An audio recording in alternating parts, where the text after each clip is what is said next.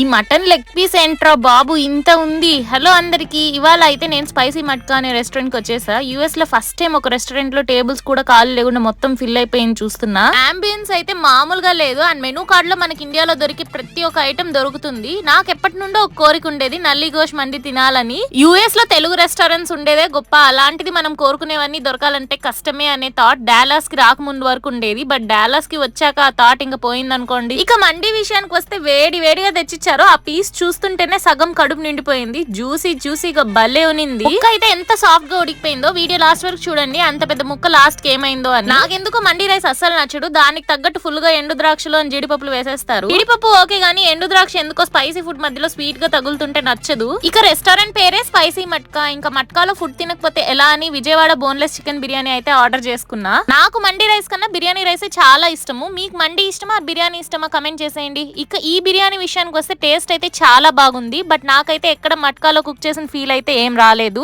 Just normal biryani లానే ఉంది. సరే వాళ్ళు ఇచ్చిన పాటలో అయినా తిని చూద్దాం ఆ టేస్ట్ వస్తుందేమో అని అందులో కూడా తిని చూసా. అయినా నార్మల్ బిర్యానీ లానే ఉన్నిందబ్బా. ఇక నల్లి ముక్క అయితే మంచిగా తినేసాక ఇలా బోన్ ఒకటి మిగిలింది. దీన్ని ఏం చేయాలో అర్థం కాక మిగిలిన రైస్ తో పాటు పార్సల్ చేసుకుని ఇంటికైతే పట్టుకెళ్లిపోయా.